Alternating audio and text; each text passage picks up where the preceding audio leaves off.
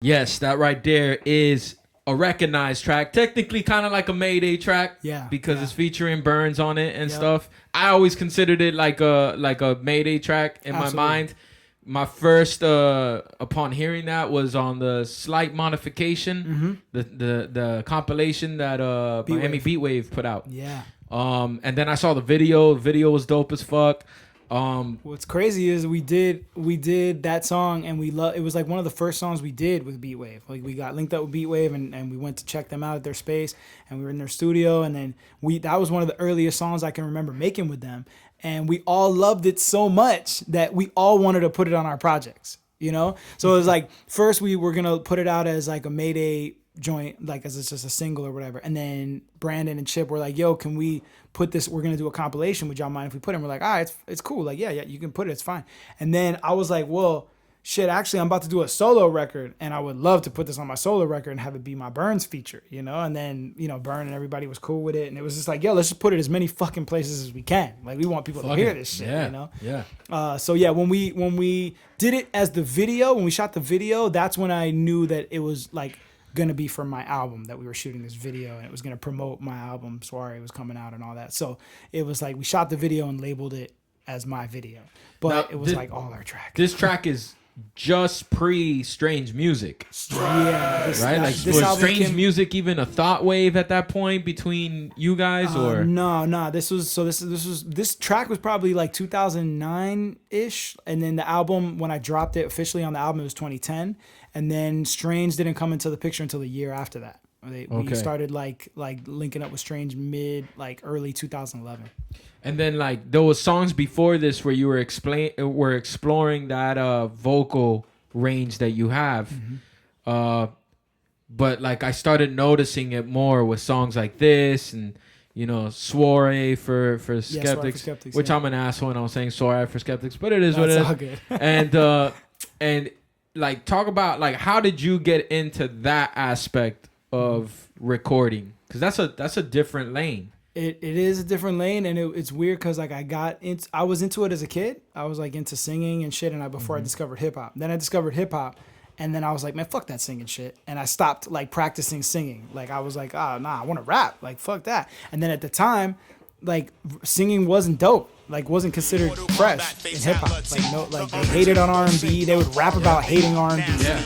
You know what I mean? Which is so weird to me because they would do it sometimes. You know, they would have records that would have R&B like mixes in it. But there was a time where you couldn't be both. You couldn't be both. It wasn't cool to sing. Make a decision. Like it's having a singing hook on your song was corny at that time. Yeah, you had to do it just right. It was like very rare that people pulled it off and that it was considered dope. Most of the time it was like, you got a singer on your hook, like whack, you know? Like, so I like shied away from it for mad long. But when I started recording at my own crib and like doing my own shit and starting to less give a fuck about that era, or those rules rather, I started to like sing a little bit here and there, and I was experimenting with it and like messing with it a little bit, just always undercover. And when I started doing my own album for Southbeat, the album that got shelved, I was kind of like exploring it to a degree. But when it really sparked off for me is when I joined Mayday. Plex and Burns were very encouraged to like fuck with me. Like, yo, you can sing, like you can, you know, you like, we got to get you into doing more vocals. And when I linked up with Plex and Bernie, that's when like I really started to like, they pushed me a lot to do it more. Yeah, I'll be honest with you. When I saw you get with Mayday, like early on, I mean, I'm talking about like early jazzed gigs and shit. Name Brand was even played with you guys. R.I.P. to the brother. Fuck. But in those early times, I was just like, but they already got a lyricist in Burns, so now you got another lyricist. I've seen this play out before, like of two lyricists, and it's taking too much of the band, you know.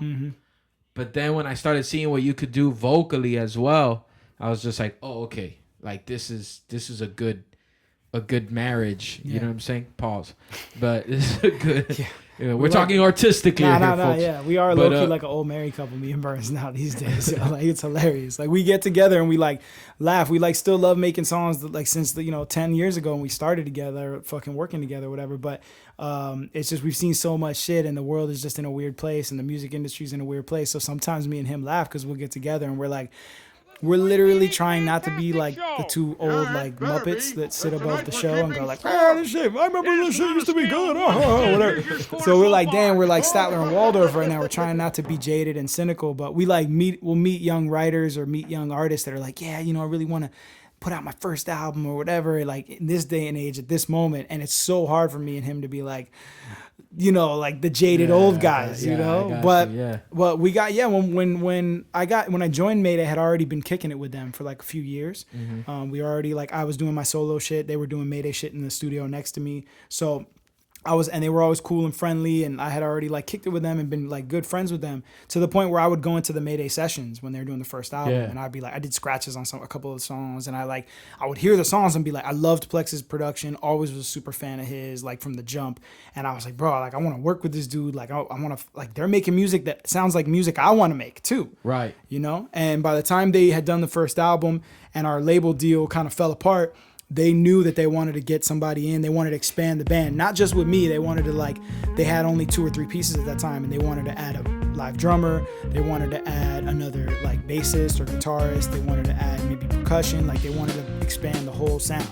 Yeah. So I was just one of those pieces, but they were like, yo, we want to add another vocalist. And you're like, so it was already at that point, like we already kind of all knew if they were going to add somebody, because I was already kicking it with them enough. I was like damn near in the group already. So it was like a no-brainer to us. What I could appreciate about your vocals is that I'm not in the studio mixing with you, so I don't know if there's any auto-tune at all, but it doesn't sound like there is. In the early stuff, we never used tune. Like Stuck on an Island, like there's no tune on that album. The War Within stuff, there's no tune. Like only in the last like maybe couple projects we put a little bit of like tune on, just because now I've like learned enough about mixing and like I get a little obsessive compulsive about shit. Right. And then sometimes I think. But it's not an exaggerated. No, we never hard like tune. We never, nah. You like, never hear that shit unless it's like. I don't think we've ever even done a song. Even though T-Pain for the record could really fucking sing. T-Pain can sing, he showed and it also off in Tiny Desk. I've never been mad at. I always thought it was funny to me how hip hop hated on autotune, but they loved the talk box. To me, that was so weird. I was like, so you love Roger Troutman, you love California Love, that shit's all dope. But autotune for some reason really fucking gets you upset. I never got that. Yeah. I never understood. There was some like attempts at the talk box like after California Love. Yeah. They really fell short. Like absolutely. Shaq had one. Yeah. I think the song was called Twism. Oh yeah. I remember that one. Yeah, it was. I love the East Side. To me, it was like it wasn't really the tool. It was just the fucking. It was, you know what I'm saying. It was the technician, not the tool. So it was like a talk box in the right hand would be dope. Auto tune in the right hand. It could be dope. Could be dope. And T-Pain was an all example. About how you use it. Yeah. T-Pain was an example of that. Super talented dude who can sing his ass off, but just like, yo, you know what? I'm gonna give it this sound, and I'm gonna like use that shit that Cher used or whatever, and I'm gonna fucking hard tune the fuck out of these vocals to make them sound electronic and give myself like a distinct sound, you know? And the dude had a crazy good run and still like out there doing shit. But to me, like, yeah, I never hated on that. I was just like. Yo, it's dope. If it's dope, it's dope. Let me just say something interesting that you said off the air when we were playing One Foot in the Grave. Mm-hmm. That album, you're looking to put that on a vinyl. Yeah, so I just did it actually. I did for the when I got in the game, like I was telling you earlier, like Deaf to the General Public, fucking Evolver, Bernie's Group, Algorithm, Plexus Serum, Source Spoken, all of them had vinyl. All were doing vinyl. Botanica de Jíbaro and all that shit. They had so I was collecting them as a fan before I got to like meet them and start kicking it with them and become friends with them.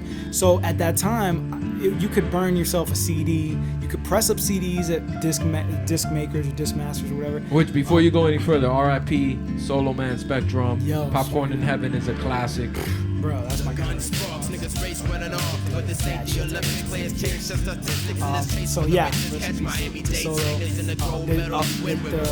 been so many like unexpected passings in the last like 5 years. It's crazy, right? Fucking crazy. Yeah, we're getting old. It's just either we're getting old or definitely we're getting old. Or hopefully the Mayans didn't have a dyslexic prophet. Yeah. that meant to put 2021 instead of 2012. Damn, and that's what we're under right now. Yeah, it does seem like it's. But yeah, it is crazy, man. Yeah. A lot of passing. But go on. I mean, so the vinyl, so it's officially out and available for people to purchase. What I did was I did a limited run that was crowdfunded. So dope. Like we pre-sold the copies. We did 300. We did a pressing of 300. That's it. And then they literally just got to my house today. I got them today. Nice. And why it's a big deal to me is because when I signed to South Beat, I had missed the vinyl boom already. Like, when I was able to get a budget and press material, it was like, yo, we got to do CDs. And I was like, damn, I really want to do a vinyl. I'm a vinyl head. I love the fucking art form. Like, I never been able to do one. And I had to fight the label super hard to fucking put money into that because vinyl wasn't selling at that time. It was before the rise came back up. So they let me do a white label single, which I did, and then they let me do a proper full color, like the singles you get at the store.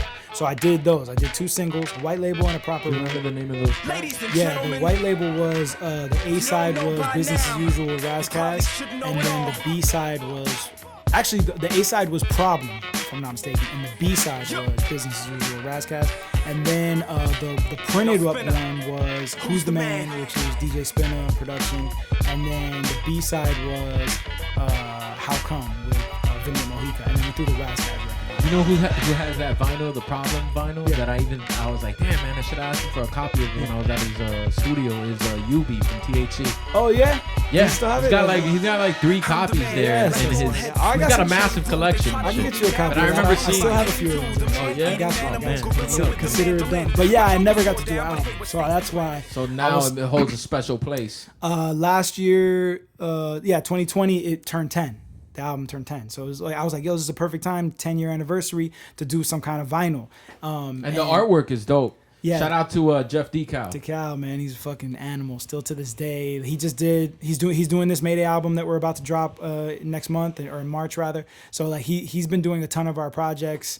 I love that guy. He's an animal. Fucking ridiculous. So I did it on vinyl, bro. It's gone already. It's like they there's like maybe I think like I have 10 extra copies, and a couple of fans bought extra copies to like in case people wanted to get them, after the fact or whatever. But yeah, it's done.